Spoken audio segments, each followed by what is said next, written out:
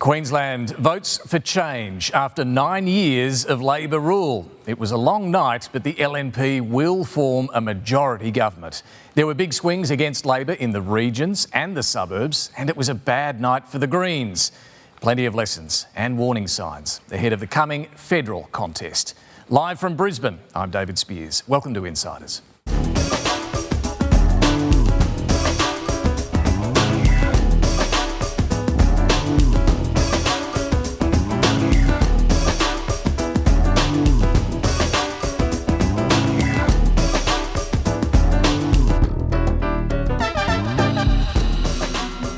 For 30 of the last 35 years, Labor has held government here in Queensland. Now David Crisafulli has led the LNP back into power. It was a nail-biting count for most of the night, and outgoing Premier Stephen Miles didn't concede defeat. He threw everything at cost of living concerns in this campaign, including free school lunches and 50-cent public transport fares. In the end, it wasn't enough.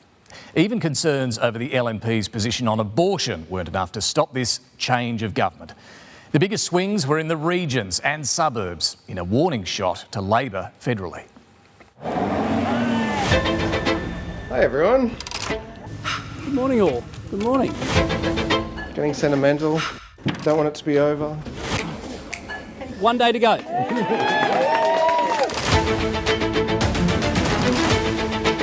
Queensland's political leaders are making their final pitch to voters ahead of the state election. The state needs a fresh start. Who do you trust? The latest polling reveals a surprising twist, potentially, for the major parties. David Crisafulli is poised to become Queensland's next Premier, but only just. Queensland Premier Stephen Miles has managed to claw back some ground. Awesome. Queenslanders need change. And in this case, change comes with risks to people's jobs, cuts to services, and risk to women's reproductive rights. If you have any doubt at all, vote Labor. Vote for change. Vote for a fresh start. Election day is here in Queensland. I'm excited. I love elections. Welcome to a great day, Democracy Day. Nearly 1.4 million people have already cast their ballot. How are you? David Crisafulli, how are you? It is expected to be a tight race with youth crime, cost of living and health, all very key battleground topics. Youth crime, health, housing, cost of living, and we've got comprehensive plans to deal with all of them. I know that Queensland women will be asking themselves, am I sure? Am I sure that they won't change our abortion laws? Drive this all the way to the end. Polls have closed. It's going to be a long night. It looks like Labor's lost its majority. The LNP can reach majority. I cannot see how Labor cobbles together a government on these numbers. The LNP will form majority government. Queenslanders have voted for hope over fear.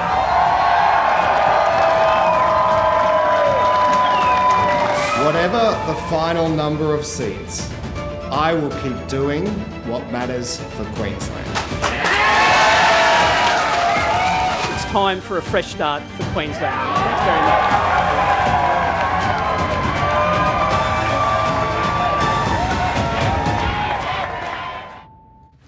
My guests this morning are Labor's Deputy Leader here in Queensland, the outgoing Treasurer, Cameron Dick, and the federal LNP member for Hinkler, Keith Pitt. First, let's check what's making news this morning. And the Iranian army says 4 of its soldiers were killed in Israel's airstrikes, which targeted military sites, including missile manufacturing facilities. There's no indication Iran's oil or nuclear sites were hit. US President Joe Biden says he hopes this is the end. The British Prime Minister says Iran should not respond. And here in Queensland, it's all about the change of government. The Sunday Mail leads with Goliath. David slays Labor giant after 10-year reign. Well, speaking of that outcome, ABC election analyst Casey Briggs is backed up after a late night crunching the numbers. Thank you so much. So tell us, Casey, where did things finish with the count last night? Let's look at the statewide totals, David. First of all, the statewide primary vote. Labor on just under 33% of the vote, the LNP on 42%, the Greens on 10%, One Nation on 7.9%. But of course, government is formed in the Legislative Assembly. Here's where this stands as of the moment. The LNP on a definite 48 seats. They will govern in majority. It's highly likely they will get beyond 48 as well. Labor reduced to, at the current count, 30, but again, there are some seats still in doubt. The Katters Australian Party on 3. They could get to 4, but a definite 3. And at the moment, you'll see there are no Greens here. There are a couple of seats in doubt, but the Greens have gone, certainly not forwards. They may well have gone backwards at the end of the night. Queensland elections are often a tale of multiple regions, and we've seen that again tonight. I just want to show you the swings. First of all, let's look at the swing in the city. Brisbane City Council, a 5.6% swing toward the LNP. As you move further and further and further from Brisbane Town Hall, though, the swings get bigger. Let's look at the outer suburbs of Brisbane, 7.8% toward the LNP. And then this one is the big one. Regional Queensland has swung nearly 10 points toward the LNP. The other thing, it was a long night last night, David, and one of the reasons for that is it took a long time for those pre-polls to come in and firm up. And it's given us a clue because the pre-polls were significantly stronger for the LNP than the on-the-day votes. This is a campaign that, it seems, had a tightening effect, maybe even in the last week or two of the campaign. That was what the polling this week was suggesting.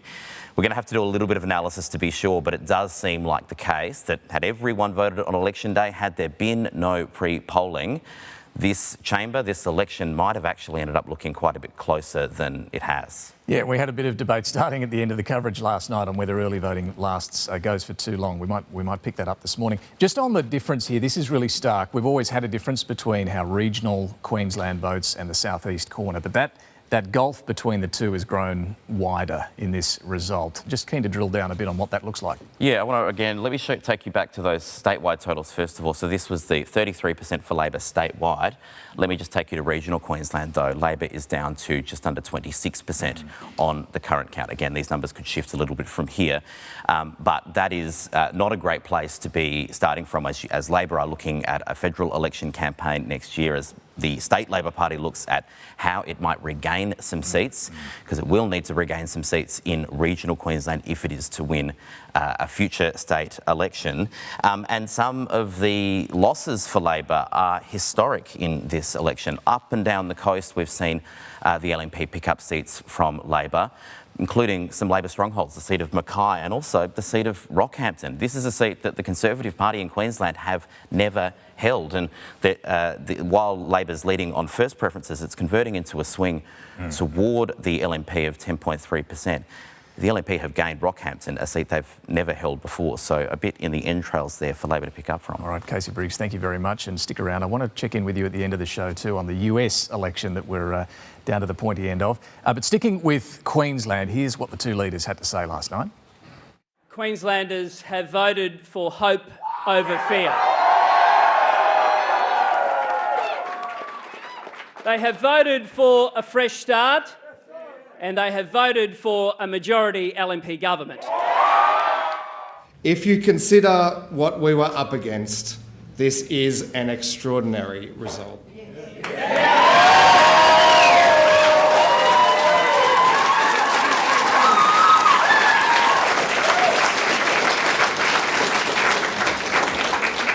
It was always going to be a challenging election for Labor, but I have no regrets about the campaign or indeed my last 10 months as Premier. Well, let's bring in our panel this morning. Here in Brisbane, we're joined by Patricia Carvelis, Anthony Galloway and Claire Armstrong. Great to see you all here in sunny Brisbane.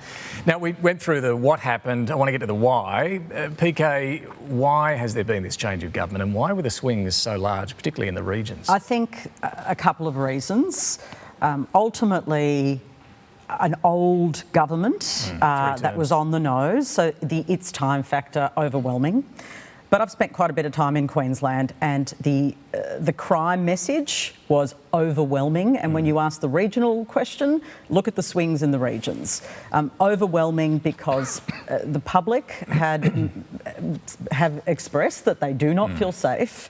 You know, when they get the response of, but look at the crime statistics going down, that doesn't reflect the lived experience, and I think there is a disconnect there. And Crisafulli had a very sharp message. I know some of the experts don't like the message, but in terms of its political potency, it was very, very potent. And ultimately, I think Labor ran a pretty good campaign on cost of living, but that its time factor was so overwhelming that it didn't really matter what Labor ultimately threw at the electorate. They had made their mind up. Yeah, Anthony, would you agree with the analysis that Labor ran the better campaign, but it, in the end, wasn't enough? Especially in metropolitan Brisbane. I mean, any other state, they might hold on to government. This is the only state where more people live outside the capital city than live in it. So Crisafulli is Premier off the back of regional Queensland. You've got seats like Mackay and Rockhampton. They didn't even go to the LNP in the Newman landslide of 2012, so that's very significant. And it is worth putting this in some historic context. The nature of that swing is about the same as John Howard winning in 1996. We're talking historic swing here, aren't we, Claire? Yeah, but I think, as has sort of been canvassed, the fact that it was so concentrated to regional Queensland really does talk to, and maybe a lesson for the federal parties here, is that the messages of Brisbane don't translate in regional Queensland. You look at the current federal landscape, 30 seats, the Labor Party only hold 5, they're all in Brisbane. Yeah, no, exactly. Look, federal Labor aren't too panicked by what's happened last night. In fact, they're quite chuffed at how they've done against the Greens. The Greens we saw had another bad night. But also in other parts of the state, they're still confident that Leichhardt in the far north of Queensland, Warren Inch, is leaving, so they've still got some hope there. And they've made the point to me that this has shown that when the scrutiny's on both sides, things tighten right up. Should they be hopeful after this? Look, we've got an election that will have to happen by May next year. There are many months, and to write off federal Labor is ridiculous. Of course, they should be hopeful. But there are messages here. I think the one in relation to the Greens is a really strong one that they seem to me almost ecstatic about, I'll be honest, in terms of the conversations I've had. They feel like they've slayed the Greens, that you know, the public has buyer's remorse, that the Greens have become more extremists. We're thinking about things like Max Chandler-Mather sharing the stage at the CFMEU rally. But I think it goes back further, actually, if you look at their competition with the Greens, to the Greens questioning the voice, to the way the Greens have responded to Gaza, and have amplified divisions in our community. Among Generation X and Boomers, the Greens are in real trouble. They may have had some traction with Gen Z, but they are losing votes when it comes to these other cohorts. And so Labor feels... We've seen it in the New South Wales local government election, the Brisbane City Council election as well. The Greens having a bad time. So you've got to put that down to what's happening to their brand nationally. Interesting though, when you look at these results in Brizzy, it's the Liberals of the LNP who might be picking up Maywar from the Greens. So the 3 federal seats they have here, Griffith, Ryan, Brisbane, they're all in play now, clearly, but is it going to be Labor or the Liberals? Labor's very confident about Brisbane, more so than Griffith, but off the back of this result, why wouldn't they also be targeting Griffith, and why wouldn't the Liberals be targeting Ryan? Yeah. The Liberals are increasingly confident in Ryan, which maps over that Maywar state seat that they're looking to regain. I think as well, what was really interesting talking to people that have been out door knocking and on the booths over this campaign in those Green seats that are Green at a federal level was how much it was the federal issues that were hurting the state candidates. Housing came up a lot. This message that Labor have really been honing, that the Greens are being wreckers in Parliament and holding these policies hostage, you know, sort of regardless of how effective they may or may not have ever been, has filtered through to what PK said, that buyer's remorse. So Labor might be chuffed about the Greens being on the back foot, about how they're progressing in the progressive inner city, but when you look at those outer suburban seats where Peter Dutton is looming large, that's where he's targeting. I want to show you what Cos Samaras from Redbridge told us last night about the swings against Labor in the outer metro areas and what message that sends to federal Labor. I call them the canaries in the coal mine for Labor. That isn't just a Queensland problem, it's a national problem. As a warning sign to Labor that it needs to start working out how to actually appeal to these communities. So just quickly on this, is that the bigger worry here for Labor? Oh, absolutely. So, yeah, of course, Labor can federally, and I've spoken to quite a few of them, be really excited that finally they're competitive with the Greens again and they're getting their message across. But this is the looming problem for them, and the hardheads know that. And so, you know, have an hour of being excited, guys, but calm right down because you have a bigger problem. But can I say, this issue in the Greens, I just want to focus on for a second. There will be recriminations inside the Greens. I know there are right now. There are people in the Greens who are saying this hardline strategy is not working, and so there will be a reckoning inside of the Greens as well. But in terms of appealing to that outer suburban sort of part of Australia, I think the other part of the story is that the cost of living issue, yes, crime got, I think, the coalition very much over the line in the regions, but cost of living, it is a killer for incumbents. Work to be done on that front. Well, time to talk to our first guest this morning, Queensland Labor's Deputy Leader and the outgoing Treasurer of this state, Cameron Dick. To take us there, here was his leader, Stephen Miles, last night on his future. Whatever the final number of seats, I will keep doing what matters for Queensland. I will never stop fighting for our Labor agenda.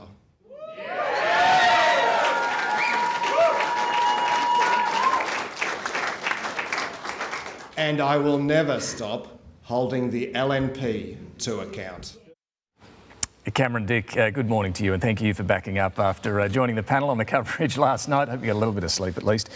Look, the LNP has won a majority. We saw that at the end of the coverage last night. Big swings against Labor in the regions, but also in the suburbs there, as we were talking about. What do you put that down to? Oh, look, I think the panel's pretty well summed it up. I think some of the fundamentals were against us. We're a 10-year-old government, so that's a long time in government in Australia. Seeking a fourth term is incredibly challenging.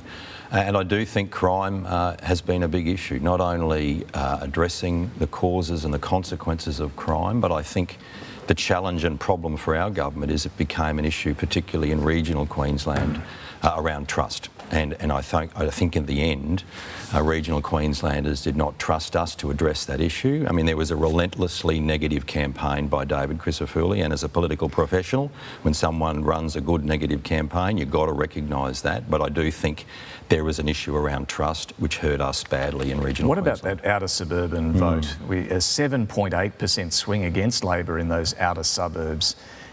Is that about cost of living?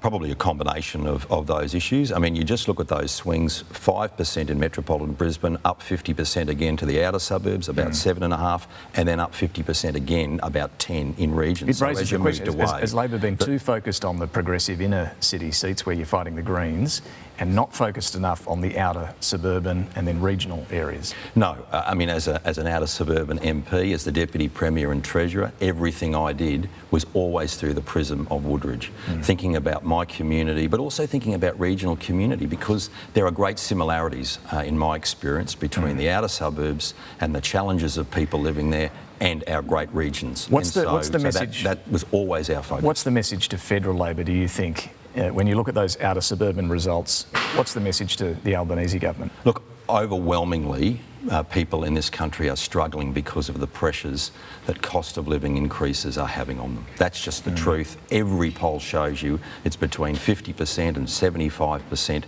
in every poll. And so federal Labor, which has done an amazing job on it, needs to be relentlessly focused on that. Does it need to do more than it's currently doing? Look, I'll let commentators and the federal parliamental party work that out. Did the Albanese government, we need to focus closely. Did attitudes towards federal Labor hurt you? No, I don't believe so. This was really a really tough battle on state issues that had been going for some time and that crystallised. But as we saw in the campaign, you know, David Crisafulli had run away from scrutiny for 4 years. Every time he got under pressure in Brisbane, he went to the regions, which is no bad thing, but that was to escape scrutiny. And then when the media really put him under day-to-day scrutiny during the campaign, he failed, and we saw that collapsing at the end of the campaign. Anthony Albanese, was he a net positive or negative for you? I think on balance he's a positive for Queensland. He supports us. He's got great investments in the outer suburban areas too. I think he's well regarded because he's a fair income bloke and he connects with Queenslanders on a range of issues. So should Stephen Miles, now in opposition, stay as leader? Look, I think it's too early. I've been reaching out to my colleagues and candidates. There's a lot of people who are feeling a lot of hurt. I have lost my seat in Parliament. What are they saying? Oh, they're just dealing with the immediate impact on themselves and their families. Are they talking about the leadership? No, not yet. No, people are just dealing with what's happened in their community and what's happened to their family. We're not seeking sympathy, but I know what it is to lose your seat in Parliament. Yeah, and we need to look after to national viewers, that was a while ago. You held your seat last night fairly comfortably. So will you be interested in the leadership? I think we let the dust settle, David. We just let our party go through this process. We need to heal a little bit as well. We need to have a good look at ourselves. That's the truth. We need to reflect, you know, that great gap, that great coastal region between Gladstone and Cairns, those great regional cities that have always supported Labor. You know, we've lost them, and that hurts me to see that. Yeah, how do you win those back? I think we've got to rebuild trust. I think whoever is the leader, whether it's Stephen, whether it's anybody else, we have to rebuild trust with regional Queensland. I think we do it the Labor way, which is being fair income and honest with people. We say to people, we lost your trust, we heard it, we understand. How did you lose the trust? I think on issues like crime, I don't think we could demonstrate to people that we were not only addressing their concerns, but we were hearing them on that issue. And I think that's played out in a number of regional cities in particular. Those colleagues you've spoken to, have any of them said to you, you should have a crack at the leadership? No, not yet. We're just talking about the immediate aftermath and just dealing with the consequences of what is a loss for our party. And the process from here, is it automatically thrown open, the leadership? Yeah, that's right. So our rules in the state branch, that means the leadership is automatically vacant, and then individuals will have to make a decision about whether they nominate, and then there's a process that will go forward from there. Have you honestly not made a decision as to whether you're interested in the leadership now? I have honestly not made a decision yet. I do want to talk to my colleagues. I want to hear from others first, and I want to just think through it, and I've got to think through that with my family, because this is a really incredible and intense task for us to rebuild trust over 4 years. To give ourselves a shot again. But we fought hard for 4 years, we fought hard for 4 weeks, we showed people what we could do, and that fight's got to continue. Cameron Dick, appreciate you fronting up once again this morning. Thanks so much. Thanks, David. All right, well, time to bring in the federal LNP member for Hinkler, Keith Pitt, and to get us there while we swap seats, here was the shadow treasurer, the LNP's David Janetsky, last night on the panel on the prospect of nuclear power in Queensland. Is your position still no nuclear power in Queensland? Our position has been that it is it's a decision for Canberra. It's not for us. It's not part of our plan. That is what we've said. Well, with respect, that will be unchanged. It was a bit more than that. David Christopher's position was no nuclear power in Queensland. You're now saying that's a decision for Canberra. Yeah. Well, our position, David, always has been through that it is not part of our plan. Keith Pitt, welcome to the program. Oh, welcome to Queensland, David. It's lovely to be here. I want to start on this nuclear point because we heard there, and we've heard from David Christophuli, nuclear power, they're not a fan, it's not part of their plan. How would a federal coalition government overcome what appears to be a mandate for this new LNP government? Well, I'm pleased you've raised mandates because that's our job. At a federal level, we will take this proposition to the people at the next federal election, and we will seek a mandate from them. You'd have competing mandates then? Well, if we secure it from the Australian people, then clearly we'll push forward with our policy. So you'd have a bigger mandate than the LNP here in Queensland? Well, let's be very clear. Currently, right now, no one can do this. We have to change legislation in the Parliament. To do that, we have to have support in the House and the Senate, and we have to win government because Labor's been very clear they won't implement nuclear power. So could a federal government force a state to adopt nuclear power? Look, I don't want to get into the details of how it may or may not happen, but if we look at Snowy Hydro, I mean, certainly they used federal powers in the Constitution to make that happen.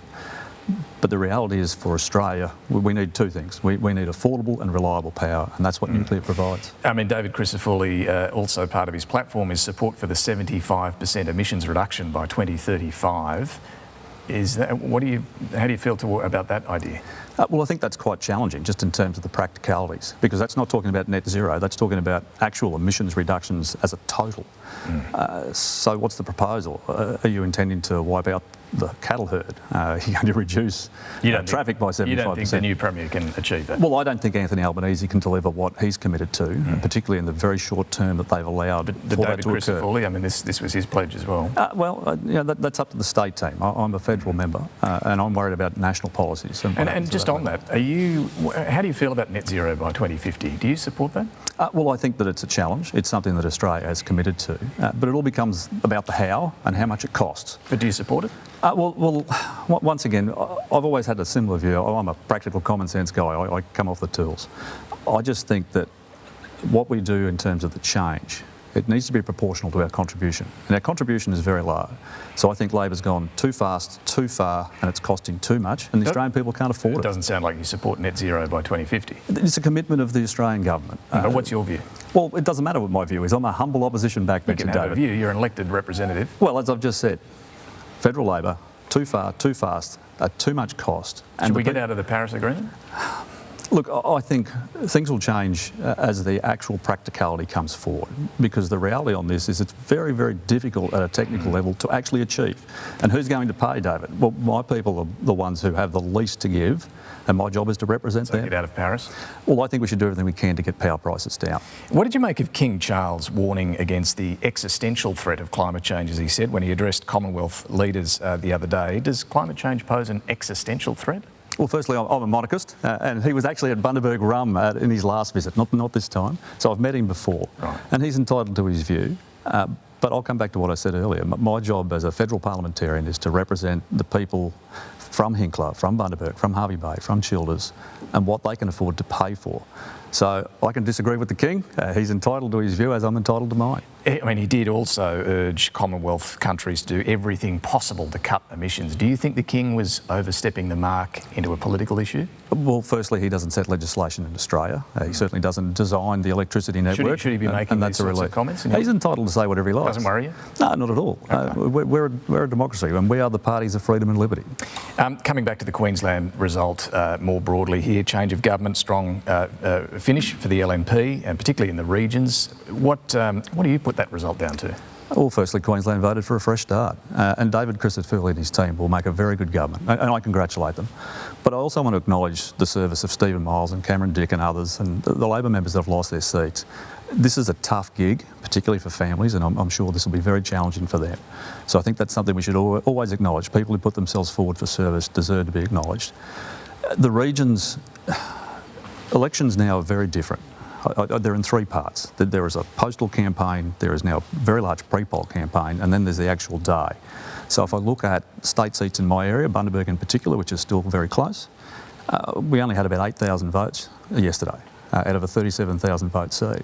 The rest are in pre-poll. Is the early vote period too long? Absolutely. Absolutely. You'd like to see it reduced? It should be a week, and we tried to do that federally. Week. Yeah, but we couldn't get it through at the moment. Yeah. You'd like 1 week. It just takes so many resources and so many people. There's a lot of very exhausted, sunburnt, tired, footsore volunteers out there who are celebrating on our side, and others not so much. But you have to be able to resource a campaign, and 2 weeks is just too long. Look, one of the issues that caused the LNP trouble at the end was the abortion issue. Federally, we saw your colleague, Senator Jacinta Nampijinpa-Price, suggest there should be a debate in the federal coalition about this. What do you think? Well, it's entirely a state piece of legislation. I'll quote others: legal, safe and rare. So, I mean, that's the position I always take. And I support people's freedom of choice. I always have. But the tactics that were used by Labor in this campaign, I just found them somewhere between distasteful and disgraceful. So you don't want it to be debated in your federal party room? It will always be debated. It's always been an issue, and that's fine. But I don't federally? I don't think at a state campaign you should have people jumping in front of female voters. No, I appreciate your point there. Right? It's just. But what would you like to see debated federally? Is it funding of public hospitals where abortions are carried out, or? Well, this might be a surprise to you, David. We already fund public hospitals substantially. Is this the sort of debate? No, I don't think so. Jacinta's entitled to a view, as everyone in our party room is. So it is about service provision across the board in terms of health, and that's one of the reasons they voted the Labor government out here, because it's been terrible. Ambulance ramping, you can't get a bed. It is just those basic service delivery problems is the reason they got rid of the Labor government. Before I let you go, Keith Pitt, you've been a member for Hinkler for just over a decade now. 11 years. Are you going to go around again? My people keep sending me, I'll keep going. So you're definitely running? I've nominated and paid my fee. Excellent. Thank you very much for joining us this morning. It's great to be with you. We mentioned King Charles and his comments. Before we get back to the panel, let me show them to you. Here was the King addressing Commonwealth leaders on climate change. I can only offer every encouragement for action with unequivocal determination to arrest rising temperatures by cutting emissions, building resilience as far as possible to both the current and forecast impacts of climate change, and conserving and restoring nature both on land and in the sea. Well, back to our panel. Patricia Carvelis, Anthony Galloway and Claire Armstrong, just on the King's comments on climate. Keith Pitt disagrees, but not criticising the King's right to make those remarks. Was that the general take on what he said? I think so, and I think what's really interesting about what we just heard there in the interviews about the LNP's position on moving on climate change, that difference between the state level and the federal, is that as much as the state has stayed in lockstep with those targets, they didn't put any money in their costings for pumped hydro, which is actually not just what the state is relying on, but federally what the government is relying on to meet its own interim targets. So we haven't heard the last of how they're actually going to have to negotiate getting there, given as much as Christopher has thrown his support behind it, the money isn't necessarily there. And just on Cameron Dick, Anthony, he hasn't made up his mind whether to run for the leadership, but he's leaving it out there at the moment. It seems like he is for now. I thought as the counting started, Stephen Miles had maybe done enough to hold on to the leadership. He clearly wants to remain as opposition leader, but talking to Labor people last night, they were not impressed with his speech, in which he didn't concede, in which... we should tell people who didn't see this, right, who weren't sitting there glued to the coverage last night like some of us. But yeah, what happened? Well, he got up without calling David Crisafulli to concede. He conceded that Labor couldn't form a majority, which was obvious, but he did not concede that Labor couldn't form government. And to the ABC, to Anthony Green, that was obvious at that point. Yeah. So, or at least could have waited a little longer. 10 minutes. It was clear where it was heading. About 10 minutes later, it was very clear. And I would say, to pump up Cameron Dick's tyres a little, some of his supporters were saying last night, were yes, Labor at a state level went a long way to ameliorating some of the cost of living concerns with the cheap public transport and things, funded by a rethink on royalties that he got through the party room. Apparently Stephen Miles has conceded, has now. called That's right. David Crisafulli. That call's been made. Just on the abortion issue, PK, look, we've talked a bit about how it upset the state campaign for the LNP at the end there. Federally, Jacinda Numpingham-Price suggested, spoke to Paul Sakal, I think, at the Nine Papers, suggesting there needed to be a federal debate about this, but it's pretty clear even Keith Pitt, not wanting to criticise her, but not wanting to open up that. No, but can we just correct the record on this? Just 2 months ago, there was a bill supported by some LNP MPs in the Senate, which dealt with abortion. So to argue that it's just some sort of debate it's about nothing, like it's a Seinfeld episode, like there was a bill and there were LNP MPs who voted for it. Yes, it wasn't successful, but the fact is, in real time, it has played out in the federal parliament. Back to the substantive issue of abortion, the LNP is arguing this was a big scare campaign. You know what? They're right. It was a scare campaign and it did help Labor. But in my view, scare campaigns only are really successful when they have a couple of granules of truth. And on this one, David Crisafulli, I think, and I've spoken to LNP people who agree, left this too wide open. So as soon as Robbie Katter said that he would put in a private member's bill, and of course we all know there's a conscience vote, it was not ruled out. And well, they just didn't seem to know but how to you know what? This played out in regional seats too. It wasn't just in Brisbane. So I reckon the real message here is, you want to mess with abortion in this country?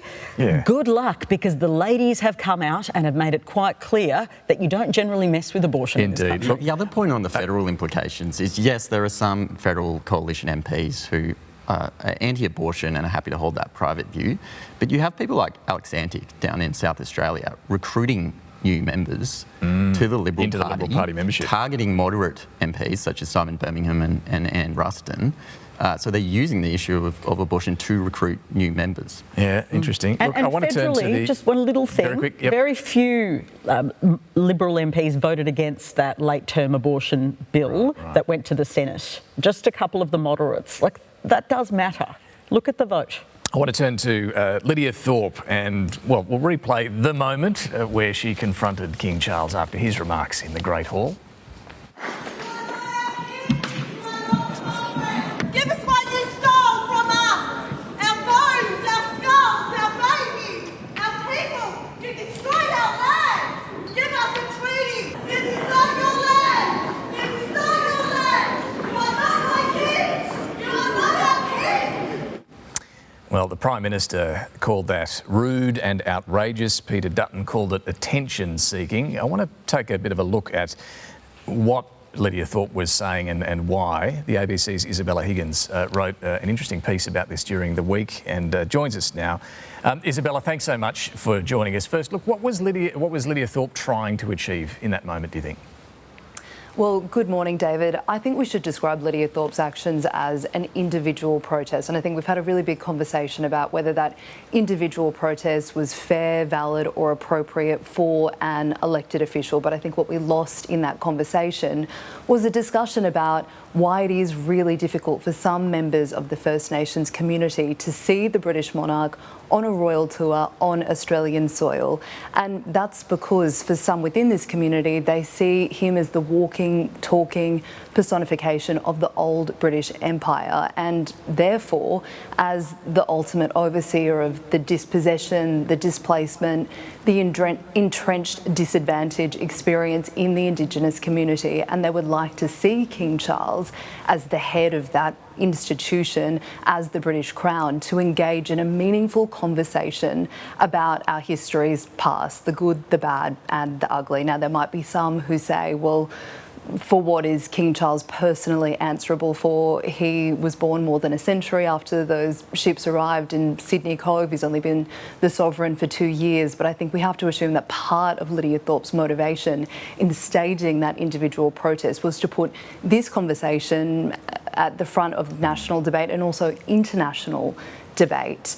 And I think it's important to note that reparations isn't always just a conversation about money. Often it begins with a conversation about acknowledgement, apology, about changing power structures, about changing relationships. And there are certainly many within the Indigenous community who would like to see this happen. Of course, King Charles did invite many Indigenous voices onto the royal tour.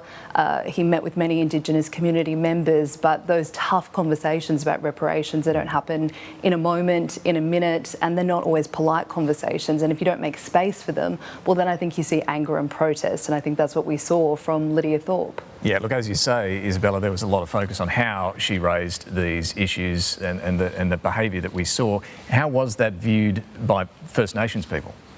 As you'd expect, David, it was a mixed response. Certainly some senior Indigenous leaders were quite unhappy with it, the likes of Marcia Langton, who said it was disrespectful, that she owed King Charles an apology. The former Minister for Indigenous Australians, Ken Wyatt, saying it was disrespectful and that if the Indigenous community wants to be shown respect, well, they should show respect. But then at the same time, there were many First Nations people around the country who quietly and also very outspokenly said, we stand beside our sister, we understand this anger, the frustration, and we agree with this protest and we agree with this sentiment.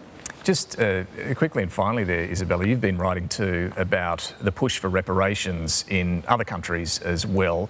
Is that getting anywhere?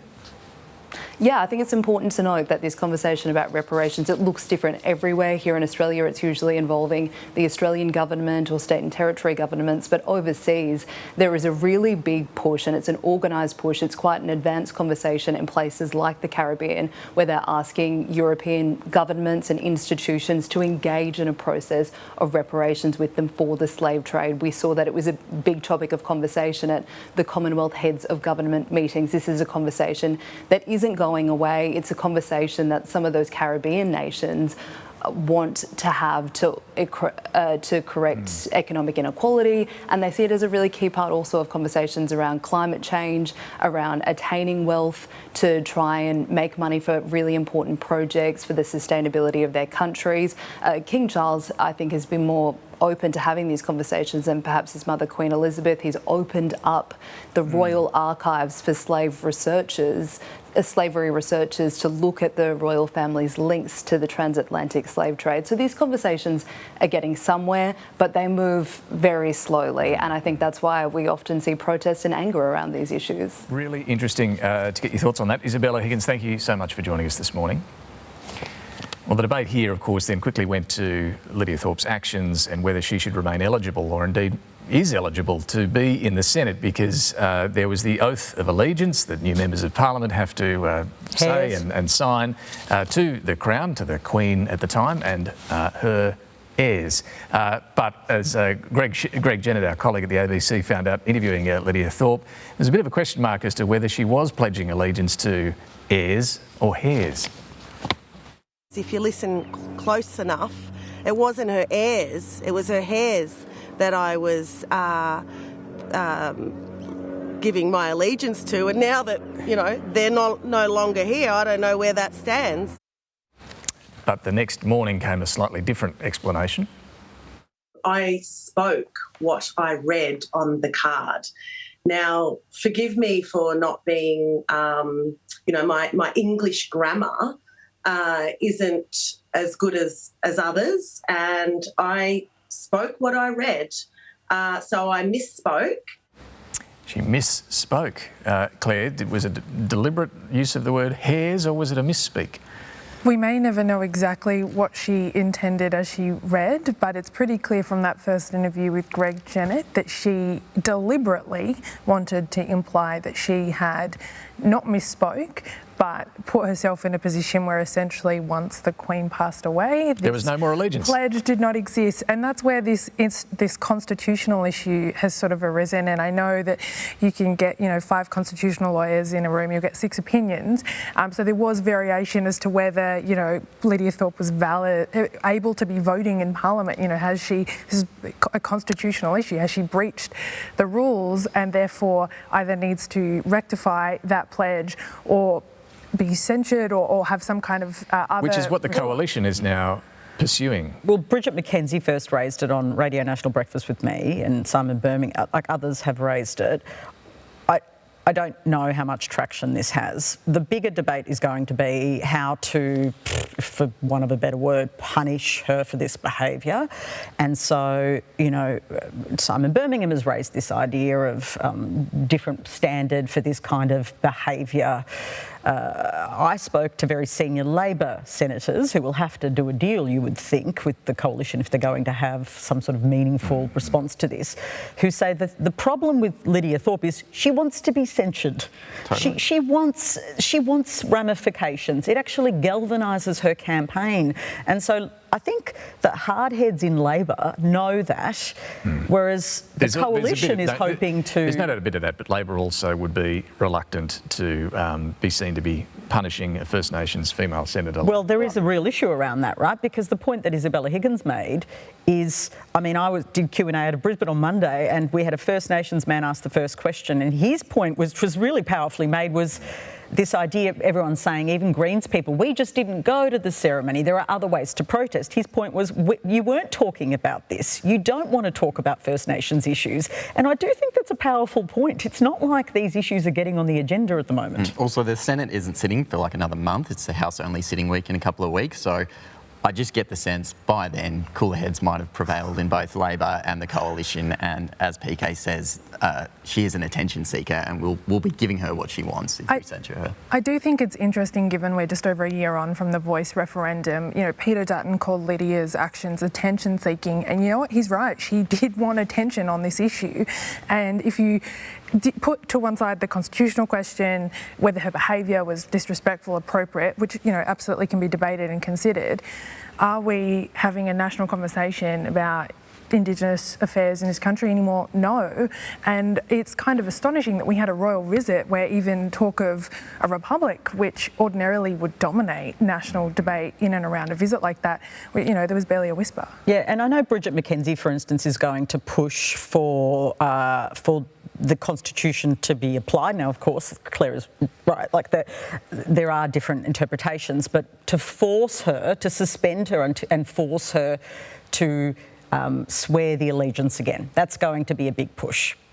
Now, that's what she wants to do. I know others agree with her, but what happens there?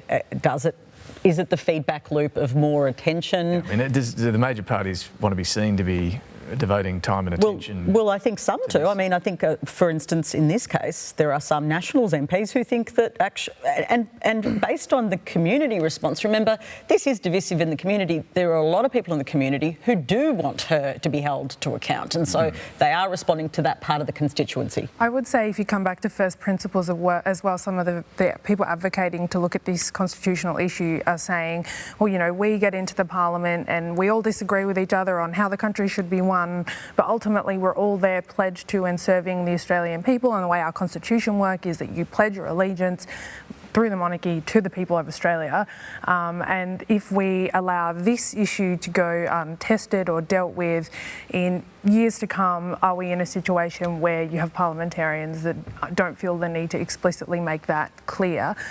Whether that actually carries weight with the electorate remains to be seen, but there is a sort of principled argument or concern around those that are pushing for some kind of response that goes beyond just, punishing Lidia Thorpe.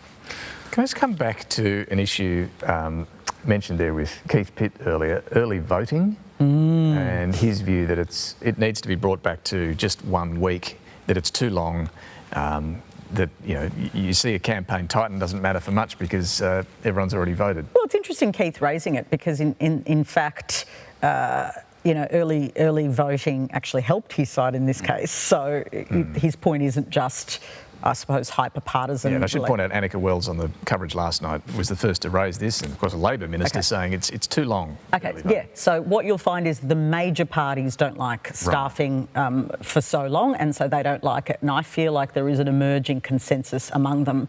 Can I say, I've seen no polls, but I'm channeling the average voter. I think the average voter does like the convenience. The major parties might not like it because they like their campaign to work in a certain way, but voters don't only make their mind up based on the last messages of the campaign. They make their minds up on how they've experienced a government over its term, for instance, and they have a right to have some convenience. So I would expect there would be a bit of a pushback, don't you reckon, with people thinking, hang on a minute, we quite like having more options, and limiting that I don't think is wise. You can see why Labor people would be pushing for it. The abortion issue, I mean, they actually launched that campaign online months ago, but it only really started gaining traction. Well, yeah, Robbie made that happen. Abortion won't be the issue, I don't suspect, the federal campaign, but clearly Anthony Albanese and Labor feel that they need to get more scrutiny on Peter Dutton to have a chance of being returned. And once Peter Dutton's got his policies and costings and everything out there, that's when they hope they can gain some ground. So leaving the voting until as late as possible in the piece, you would think, would be what they're after. Yeah, I think they are looking to capitalise on, you get that kind of extreme focusing in the last few weeks, like it or not, it sort of just ends up being wall-to-wall coverage, even if someone has already voted. I think a factor in Queensland that was quite interesting, though, was this is the first time around really with serious spending caps for candidates. Yeah. And I think that the idea that political parties, major, minor or otherwise, independents should recalibrate a campaign so they spread their resources to meet that surge in early vote as well as campaign day is a little bit at odds with what is also a desire of the community, which is to bring some transparency and rein in the spending and the resources behind these campaigns. So there might have to be some careful balancing of those two. I reckon those spending rules, campaign spending rules in Queensland are going to change. The LNP weren't happy with what they allowed the unions to do. Anyway, we'll see what happens on that front. I'm going to come back to the three of you for some final observations, but I want to check in while we've got Casey Briggs with us this morning and his trusty touchscreen on the US contest, because we're into the pointy end of the campaign. again. It's about, 10 days to go. And in fact, this time next week, we're going to be bringing you this show from one of the battleground states, Michigan, which we're very much looking forward to. The polls are incredibly tight. Very hard to know what is going to happen, but Rory Stewart, the co-host of the Rest is Politics podcast, has been in Australia. I caught up with him for our podcast. He is confident still that Kamala Harris will win. I believe Kamala Harris will win. I think the polling companies have got frightened because they miscalled the previous elections. So they're all saying it's 50-50, and they're all hovering in the centre because they don't want to stick their necks out and get it wrong again. I think their theories on how Trump will win don't make sense to me.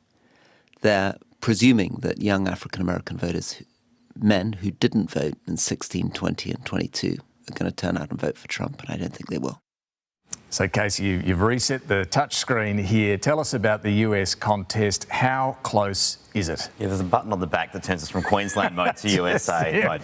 Is there one in your head as well? Yeah, somewhere in there. We're readjusting. But let's talk about the USA. Look, Rory Stewart has a view on the polls, so let's just look at where they stand at the moment. This is the national picture. This is an average of polls computed by 538, and you can see how close it is. 48% for Kamala Harris, 46.6% for Donald Trump. Now, there may have been a very small amount of movement toward Donald Trump in the last maybe week or two, but it's small, and the important thing here is this is all within the margin of error. And of course, we also know national polling, national votes don't determine who is the next president. It is the results in each of the states, plus the District of Columbia. So let's look at the 7 closest battleground states. And look, you've got the 3 Rust Belt states, Pennsylvania, Wisconsin and Michigan, basically statistically at a tie in the polls. You've got Nevada in the west at a tie. You've got Donald Trump with a small edge in North Carolina, Georgia and Arizona. All of these within the margin of error. Let me show you why these states matter though as well. If I colour in this map, this is the result of the last election, 2020. All of the states that Joe Biden and Donald Trump won. 270 is the magic number of electoral college votes. If the result was exactly the same in all of the states, Kamala Harris would have 303. And let's start playing with those 7 battleground states, because if, let's say, Donald Trump were to win Nevada and Arizona and Georgia. The 3 where he's just in front at the moment. Doesn't quite get, the 3 where he is just in front, doesn't quite get even to that 270. And that means what is going to be really important is those 3 Rust Belt states of Michigan, where you're going next week, Pennsylvania and Wisconsin. And those 3 could get Donald Trump to 270. That is why all of this matters. But as again, I'll remind you, if we go back to those key state polls, everything is within the margin of error. And to Rory Stewart's point, we are in a situation now where a below average polling error in Kamala Harris's favour would see Kamala Harris win comfortably. A below average polling error in Donald Trump's favour would also see Donald Trump win comfortably. That is how close things are. Just tell us Michigan, because we'll be there next week. What do we need to know just quickly about Michigan? Yeah, let's have a look at the 2020 results in Michigan. Let's zoom in. So Joe Biden won this state 4 years ago by about 150,000 votes. Not a massive margin. And we're watching Michigan because often Michigan and Pennsylvania and Wisconsin go together. That's been the pattern in the last few elections. So if that margin is again close, if we're looking at a close run race, we might also be looking at some dynamics within that. Around the city of Detroit, there's a city called Dearborn. It's a majority Arab American vote. And the other thing I will say here is there are several third-party candidates. Robert F. Kennedy Jr. is on the ballot in Michigan. Jill Stein is on the ballot in Michigan and is trying to win many of those Arab American voters. That vote a bit. Could split that vote. Could be a very interesting contest if it's very close. Well, I look forward to being there on the ground this time next week. Casey Briggs, thank you very much. We're going to get some final observations from our panel in just a moment. Time now, though, for Mike Bowers and Talking Pictures.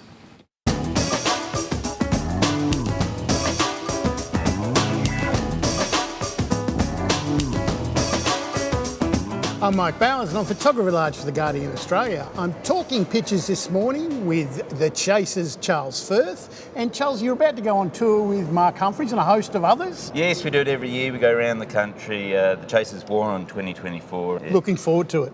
There might be less and less monarchists, but certainly Charles and Camilla got the royal treatment, didn't they? Yes, yes. Here he's getting the welcome to country when he arrived in Fairburn in Canberra. This was at the Royal Botanic Gardens. It was the second tree that he'd planted. He's doing his bit for climate change. I think that's lovely. See, there is a use for the monarchy. Yeah. There was a fair old crowd at the Opera House, which was lovely. I did love this Glenn Lelevre cartoon. They're lovely in this sort of gilded cage of the Antipodes. What I really love about this cartoon is you sort of get the sense that Australia's actually big enough now to just slip out the side. But nah, just stay in there. I love this Kudelka. Make way for the king. Who? Oh, never mind. I kind of feel like this captures my mood, which is, oh yeah, that's right, they're out here at the moment. Lidia Thorpe in the Great Hall during the reception gave the not so welcome to country. She drew attention to the fact that they were here. Mark Knight has got this lovely cartoon. I think we're about to get the unofficial welcome to country. I think that's Penny looking on there. That does capture exactly what those politicians in the photos it looks like. Lovely Kudelka, the alternative universe. If it pleases your majesty, may I be so bold as to request a treaty? Fair enough, we've had a good run. Very decent of you, old boy. Think nothing of it. Sort out the details with that Albanese fellow. Cheerio. Cheerio. Yes. Pip. Oh, dear. Kathy Wilcox seems to think that there should be apologies, but not where we thought it should come from. Well, after that outburst by Lidia Thorpe, I think an apology is called for. Yes, I doubt he'll ever give them one. Well, who knows? C3's not quite what his mum was. No, exactly. Although he does represent a very violent and very impolite empire. One of the things they stole was Australia. And they haven't apologised yet. So. Yeah. I think this Golding cartoon is actually cartoon of the week. Wait, so there's an air in my soup. Let's not split hairs, eh? That's right. Martin Rosen from Guardian UK and Night at the Museum, didgeridoos and didgeridon'ts. I'm just going to need my glasses for this one. The little label says, since being acquisitioned, these exhibits are known by their traditional names, e.g. Yijaki, Jibulu and Rirataki, etc. And on Prince Charles, it's since being acquisitioned, these exhibits are now known by their traditional names of King Prince Charles, the last emperor. I do love the idea that King Charles is carrying luxury historical baggage. Yeah.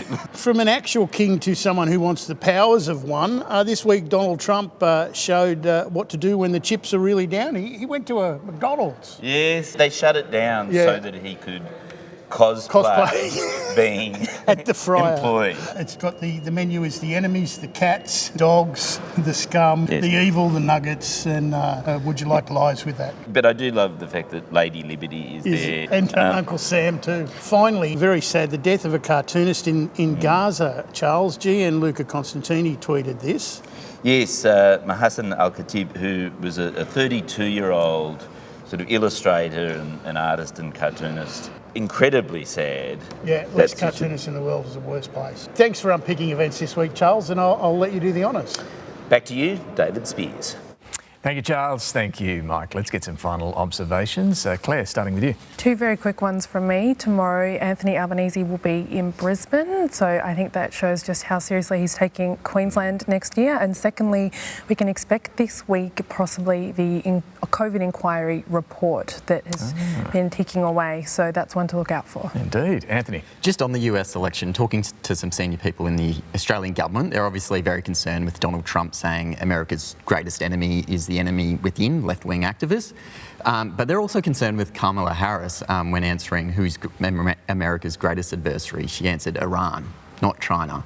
So just a bit of concern that maybe a Harris regime might not be as focused on the Indo-Pacific. Yeah, interesting. PK. Just a final observation. The Washington Post was ready to endorse Kamala Harris. That's what newspapers have done for many decades. One of the most respected news outlets in the world. Its owner, Amazon owner Jeff Bezos, intervened and stopped it. I think it's a really dark day ahead of the US election in terms of freedom of the press. Yeah, interesting indeed. Look, thank you all very much for being here in Brisbane this morning with us. Thanks for your company as well. Finally, King Charles, well, he had a few challenging encounters during his visit to Australia. Being sneezed on by an alpaca probably wasn't on the bingo card, though. We'll leave you with that. Thanks for watching.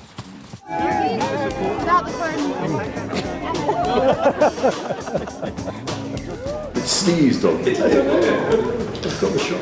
When I was in Nepal years ago, an elephant sneezed on me. That's not a good idea. You're making us all feel very excited about being here.